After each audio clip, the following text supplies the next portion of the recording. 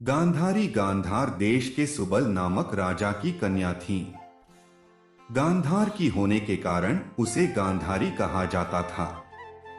गांधार आज के अफगानिस्तान का एक क्षेत्र था जिसे आज कंधार कहा जाता है। गांधारी के भाई का नाम शकुनी था। शकुनी दुर्योधन का मामा था। वह यह हस्तिनापुर के महाराज धृतराष्ट्र की पत्नी और दुर्योधन आदि कौरवों की माता थी। आओ इस वीडियो में गांधारी के 10 रहस्य जानें। इच्छा विरुद्ध विवाह। कहते हैं कि गांधारी ने धृतराष्ट्र से मजबूरीवश विवाह किया था। इसका कारण भीष्म थे। धंधे महाराज धृतराष्ट्र के लिए भीष्म ने गांधार नरेश की राजकुमारी का बलपूर्वक विवाह धृतराष्ट्र से कराया था। धृतराष्ट्र से पहले बकरे से विवाह।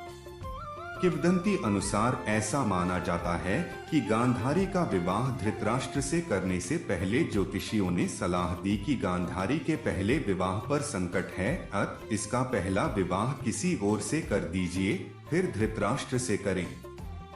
इसके लिए ज्योतिषियों के कहने पर गांधारी का विवाह एक बकरे से करवाया गया था। बाद में उस बकरे की बलि दे दी गई। कहा जाता है कि गांधारी को किसी प्रकार के प्रकोप से मुक्त करवाने के लिए ही ज्योतिषियों ने यह सुझाव दिया था। इस कारणवश गांधारी प्रतीक रूप में विधवा मान ली गई और बाद में उनका विवाह धृतराष्ट्र से कर दिया गया। गांधारी ने भी बांधी आंखों पर पट्टी। इस संबंध में 2 कथा है। पहला यह कि गांधारी को पहले से ही पता था कि उनका होने वाला पति अंधा है। दूसरा यह कि विवाह के बाद जब उन्हें पता चला कि मेरे पति अंधा है तो वह सन्न रह गई था और उसने माना कि मेरे साथ धोखा हुआ है, इसीलिए उसने अपनी आंखों पर पट्टी बांध ली। पहली कथा के अनुसार गांधारी ने पतिव्रत धर्म का पालन करते हुए अपनी आंखों पर जीवन भर के लिए पट्टी बांध ली थी। इसी कारण गांधारी का संसार की पतिव्रता और महान नारियों में विशेष स्थान है। जब धृतराष्ट्र को हुई गलतफहमी। गांधारी एक विधवा थी। यह सच्चाई बहुत समय तक कौरव पक्ष को पता नहीं चली। यह बात जब महाराज धृतराष्ट्र को पता चली तो वे बहुत क्रोधित हो उठे। उन्होंने समझा कि गांधारी का पहले किसी से विवाह हुआ था और वह न मालूम किस कारण मारा गया। धृतराष्ट्र के मन में इसको लेकर दुख उत्पन्न हुआ और उन्होंने इसका दोषी गांधारी के पिता राजा सुबाल को माना। धृतराष्ट्र ने गांधारी के पिता राजा सुबाल को पूरे परिवार सहित कारागार में डाल दिया। कारागार में उन्हें खाने के लिए केवल एक व्यक्ति का भोजन दिया जाता था। केवल एक व्यक्ति के भोजन से भला सभी का पेट कैसे भरता? यह पूरे परिवार को भूखे मार देने की साजिश थी। राजा सुबाल ने यह निर्णय लिया कि वह यह भोजन केवल उनके सबसे छोटे पुत्र को ही दिया जाए ताकि उनके परिवार में से कोई तो जीवित बच सके, और वह था शकुनी। यह भी कहा जाता है कि विवाह के समय गांधारी के साथ उनका भाई शकुनी और आयु में बड़ी उनकी एक सखी हस्तिनापुर आई थी और दोनों ही यहीं रह गए थे। गांधारी में थी दिव्य शक्ति। गांधारी भगवान शिव की परम भक्त थी। शिव की तपस्या करके गांधारी ने भगवान शिव से यह वरदान पाया था कि वह जिस किसी को भी अपने नेत्रों की पट्टी खोलकर नग्नावस्था में देखेगी उसका शरीर वज्र का हो जाएगा। युद्ध से पहले ऐसे में गांधारी ने अपनी आंखों की पट्टी खोलकर दुर्योधन के शरीर को वज्र का करना चाहा, लेकिन कृष्ण के बहकावे के कारण दुर्योधन ने अपने गुप्तांग को पत्तों से छिपा लिया था, जिसके चलते उसके गुप्तांग और जांघें वज्र के समान नहीं बन पाए। इसी कारण अपने प्रण के अनुसार ही महाभारत के अंत में भीम ने गदा से दुर्योधन की जांघ पर प्रहार किया और दुर्योधन मारा गया। गांधारी के पुत्र नहीं थे धृतराष्ट्र के पुत्र।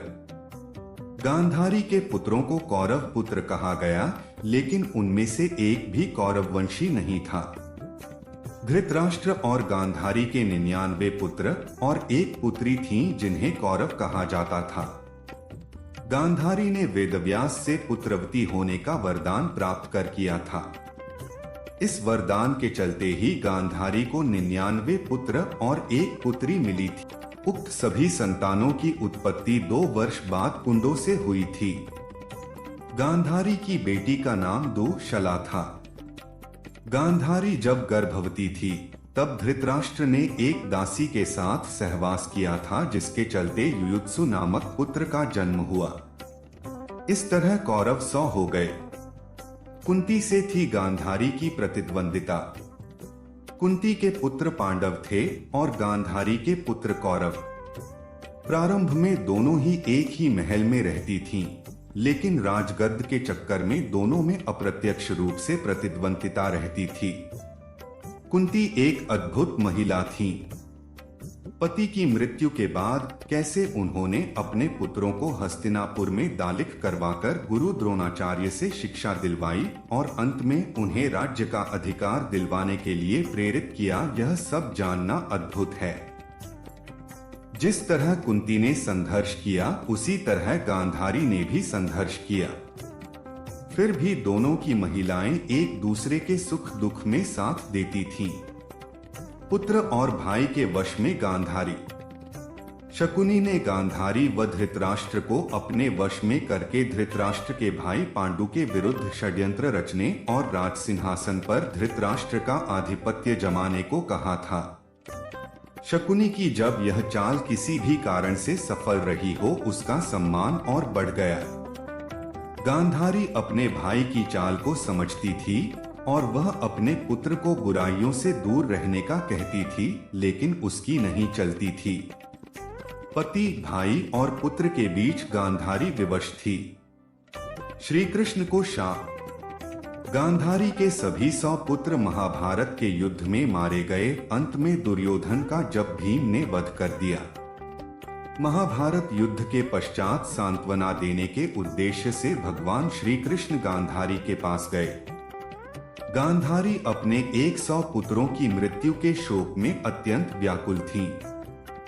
भगवान श्री कृष्ण को देखते ही गांधारी ने क्रोधित होकर उन्हें शाप दिया कि तुम्हारे कारण जिस प्रकार से मेरे 100 पुत्रों का नाश हुआ है, उसी प्रकार तुम्हारे वंश का भी आपस में एक दूसरे को मारने के कारण नाश हो जाएगा।